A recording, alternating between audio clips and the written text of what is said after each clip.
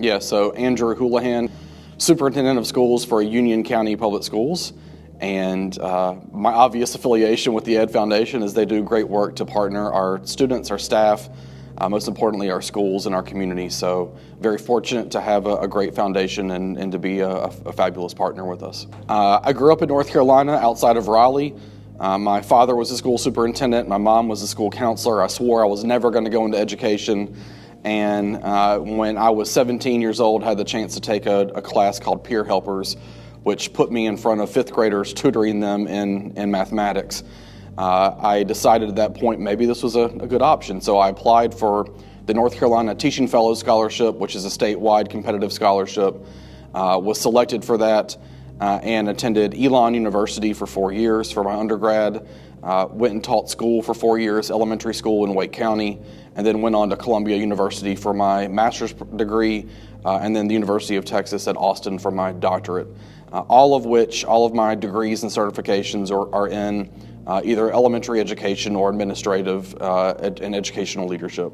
Yeah, so when I was in middle and probably early high school, I really was interested in being a journalist, but most importantly, I really wanted to think about a career on ESPN.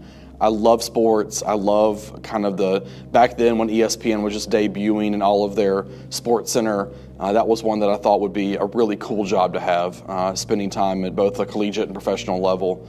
And then, like I said, when I was a sophomore, junior in high school, had the chance to kind of step outside of my comfort zone and go work in an elementary school as part of classes.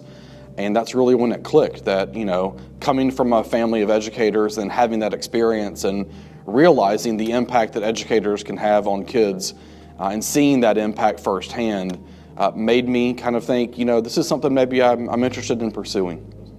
Yeah, so actually I had a consistent decision made. I never changed major when I was in high school.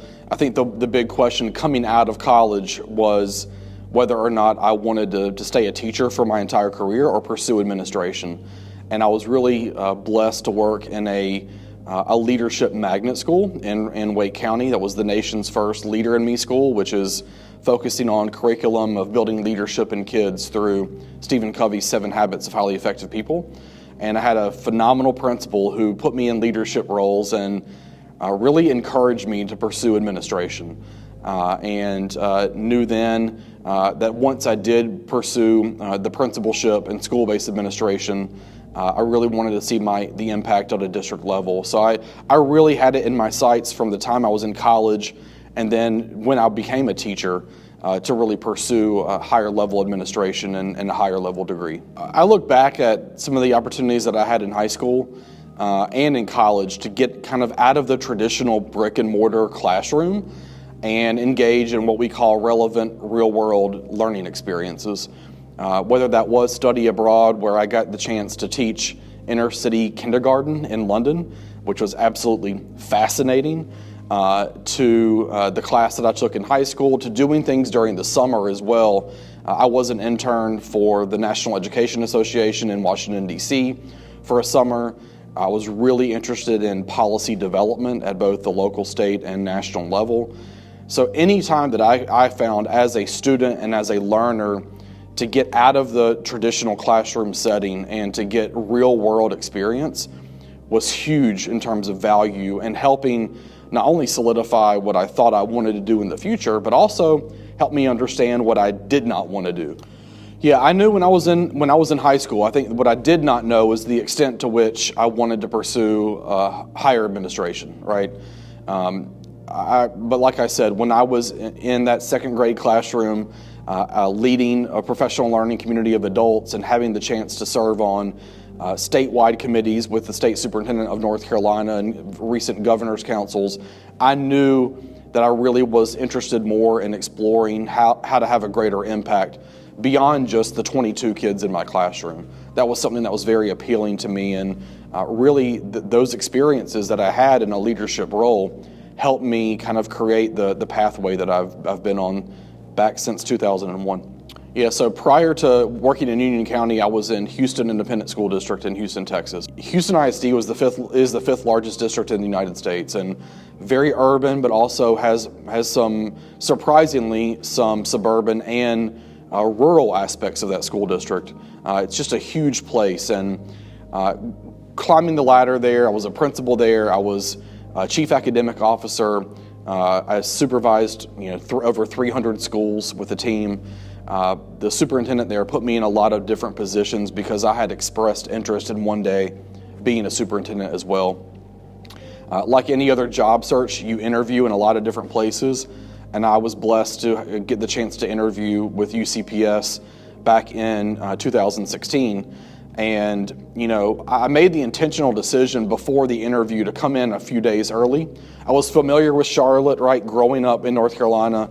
Very familiar, had a lot of friends who live and still live in the Charlotte area, but I wasn't too familiar with Union County. And I actually came here 2 days before my interview and drove through the entire county. And I stopped into various places to ask people about their perspectives of the school system. And between what I heard from community members and then my experience with the school board, the idea of team, a culture of family, a culture of very high expectations, a lot of academic success really stood out to me as a place that not only could I enjoy living and raising children, but also could thrive and help the school system get better. I can't honestly say that I have regrets. Have there been certain times that I wish we didn't have to deal with or go through? Absolutely. I look back at what our world was like during the pandemic, right? Trying to open schools and run a K-12 education system in the midst of a lot of uncertainty. Those are probably the toughest years, but probably also the years that we learned the most about how kids learn best, how to support staff, how to support your community, and really what's most important in terms of getting kids to be successful. And so a lot of those lessons that we've learned then, we've applied even in a post-pandemic world. Regrets, probably not so much. A lot of huge successes that we're very proud of. Yeah, I think that, and as a parent who has a college freshman and a senior in high school, we have a lot of conversations with them about, what you're good at. And I think a lot of conversations begin that way between teachers and kids, principals and kids, parents and kids, which is all really good and important. But we also want to steer that conversation to not only about your strengths and your skill set, but what you're going to enjoy. I love this profession just like I loved teaching because I don't view it as a job. I don't view it when I drive to work. I don't view it as coming to work. I view it as it's a privilege and an honor to serve in this capacity, and I enjoy the work that we do. And I think, for an 18-year-old who's sitting there wondering, what the heck am I going to do? That would be my biggest message is your strengths and your skill sets are important, but really, what are you passionate about? Where you can say to yourself every day, this is something I really enjoy. And, that I enjoy coming to work and I enjoy being part of that profession. I don't think so. Because of the choices that we made, especially with higher education, we did move quite a bit. We've moved 12 or 13 times in the last 10 plus years.